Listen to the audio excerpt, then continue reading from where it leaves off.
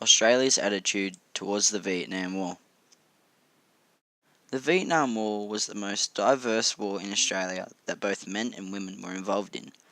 Various issues surrounding the impact on the war itself, such as Australia's need to be involved in the war, the issue of conscription, the use of deadly hazardous chemicals known as chemical warfare, or the use of napalm and Agent Orange. The Vietnam War was the biggest involvement of military commitment since World War I and World War II. The various issues of Australia's involvement in the Vietnam War created arguments that divided the Parliament, churches, universities, unions, and families of Australia, and debated the effect that the war will have on the lives and future of Australia. These issues heated up, and supporters of the war and opponents who disagreed for Australia's involvement in the war began to protest in the streets of Australia. Hence, this highly argumented issue had control over Australian politics for over 10 years. In 1950, to the lead-up of the Vietnam War, continual threat of the spread of communism throughout Europe and Asia, including North Vietnam, posed the threat of another war. Ngo Dinh Diem, the leader of South Vietnam, requested for security assistance to defend the communist forces in the north of Vietnam. This argues the point of Australia's involvement in the Vietnam War. Although the involvement of US forces began to control the widespread of communism. The domino effect theory was imminent from 1950 to 1980 that described that if one country came under the influence of communist state, the surrounding countries would fall in a domino effect. This hindered the support for national service by the Liberal government in 1951. It was reintroduced, which required 18-year-old men to participate in the scheme. The scheme meant that the men involved were to undertake 176 days of training in the military.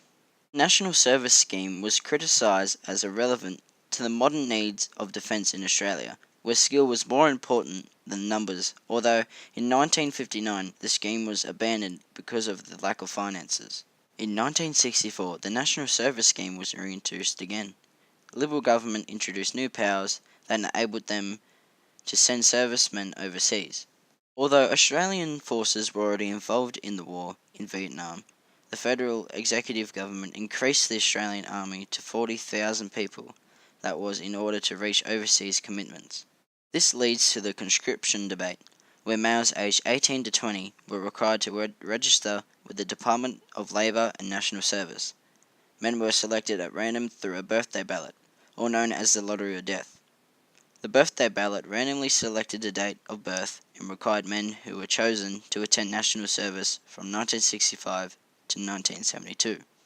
The 5th of December 1972, the National Service Scheme was abandoned again by the newly elected Labour government. With the fear of the spread of communism, many anti-communist unions such as the Catholic Church and Anglican bishops supported Menzies' government for the involvement of Australian troops in the Vietnam War.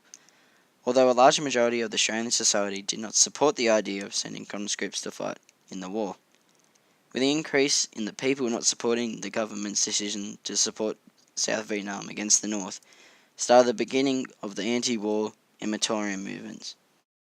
In 1970, after America's success of Moratorium rallies all over America, Australians all over the country adopted and joined together to force the withdrawal of Australian troops in Vietnam and abrogate the National Service Act from 1964. The first moratorium was taking place on the 8th of May 1970 in Melbourne, Australia, where over 100,000 people protested in a peaceful movement through the streets of Melbourne.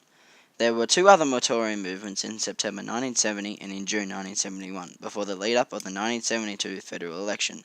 The Labor Party's initial campaign during the election promised Australians the abolishment of the Conscription Act and withdrawal of troops from Vietnam. The Labor government won the federal election and immediately abandoned conscription, released prisoners who fought against the act, and withdrew all military action from Vietnam. Between 1972 and 1975, the only troops that were left in Vietnam were the guards guarding the Australian embassy.